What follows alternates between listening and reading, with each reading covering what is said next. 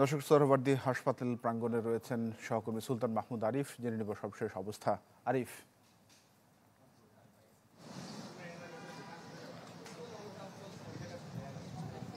তানভীর, কিছুক্ষণ আগে যে লামিয়াকে কিছুক্ষণ আগে সোহরাওয়ার্দী মেডিকেল থেকে ময়নাতদন্ত পরে তাকে বের করে নিয়ে যাওয়া হচ্ছে। তাকে আমরা যতটুকু জানতে পেরেছি এখান থেকে মূলত তাকে আঞ্জুমানে নেওয়া হবে এবং সেখানে গোসল শেষে তার যে গ্রামের বাড়ি পটুয়াখালী, সেই পটুয়াখালীতে নেওয়া হবে।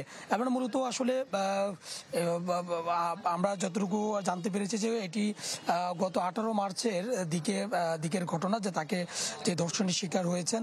এবং এরপরে আমরা তার পরিবারের সূত্রে আমরা যতটুকু জানতে পেরেছি সে মানসিকভাবে, যে লামিয়া মানসিকভাবে খুবই বিপর্যস্ত ছিলেন, যেহেতু তার কাছে কোনো রকম খবর এসেছে যে তাকে ধর্ষণ করার অভিযোগে যাদেরকে গ্রেপ্তার করা হয়েছে তারা মুক্তি পাচ্ছেন, এমন খবর তার কাছে আসার কারণে তিনি মানসিকভাবে ভেঙে পড়েছেন, যার কারণে তিনি আত্মহত্যা করে থাকতে পারেন বলে পরিবারের কয়েকজন লোক এটি ধারণা করছেন এবং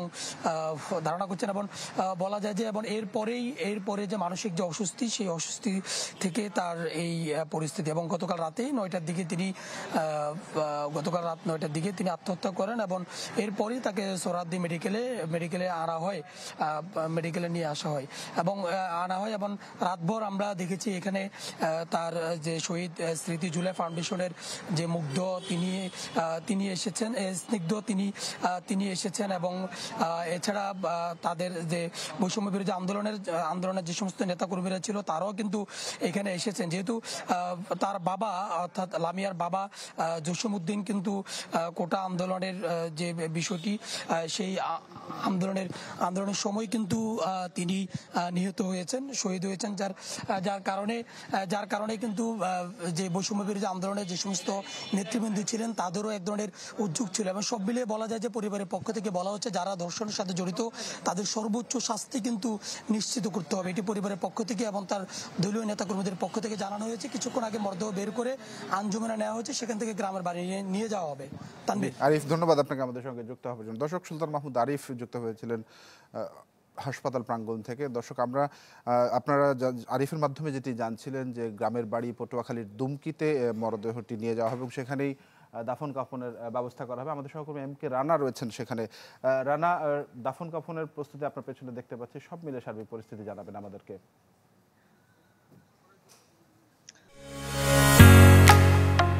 ঢালাইয়ের সেরা প্রিমিয়ার সিমেন্ট। হ্যাঁ তানভীর, আপনাকে জানিয়ে রাখি আসলে জুলাই আন্দোলনে নিহত জসিম কন্যা যে লামিয়া আক্তার, আসলে গতকাল রাতে তিনি তার ঢাকায় ঝুলন্ত মরদেহ উদ্ধার করা হয়েছে। সেই পরিপ্রেক্ষিতে কিন্তু আসলে আমি সকাল থেকেই এসেছি তার যে নিজ গ্রামের বাড়িতে।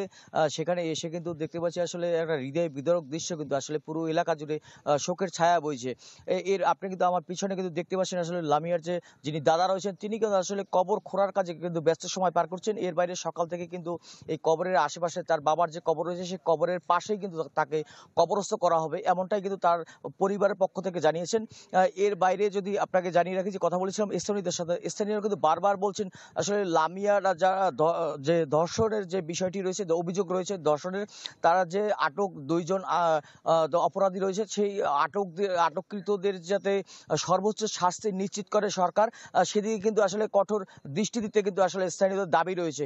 এর বাইরে তার দাদা এবং দাদি যিনি রয়েছেন তিনি কিন্তু আসলে কান্নায় ভেঙে পড়েছেন, কারণ এই বিগত 1 বছরের ভিতরে কিন্তু তার পরিবারের কিন্তু 7 থেকে 8 জন সদস্য কিন্তু আসলে মৃত্যুবরণ করেন কোনো না কোনো কারণে। ফলে কিন্তু আসলে তারা পারিবারিক এবং মানসিকভাবে তারা ভেঙে পড়েছেন। এর বাইরে তার দাদির সাথে কথা বলে যেটি জানতে পেরেছি, আসলে এই ধর্ষণের ঘটনায় আসলে বিভিন্ন সোশ্যাল মিডিয়া এবং বিভিন্ন জায়গায় আসলে মানুষের মুখে মুখে ছড়িয়ে পড়েছে যে আসলে ধর্ষকের যে 2 জন আসামি রয়েছেন তারা ছাড়া পেয়েছেন। এই ঘটনায় কিন্তু তার পরিবার এবং তিনি সেই লামিয়াও কিন্তু আতঙ্কিত ছিলেন এখানে বসে। পরবর্তীতে তার মায়ের সাথে যখন ঢাকায় চিকিৎসার জন্য এখানে পারিবারিকভাবে বলে গিয়েছেন যে চিকিৎসার জন্য ঢাকা গিয়েছেন, সেই চিকিৎসার জন্য ঢাকা গিয়ে কিন্তু সেখানে কিন্তু আত্মহত্যার পথ বেছে নিয়েছেন।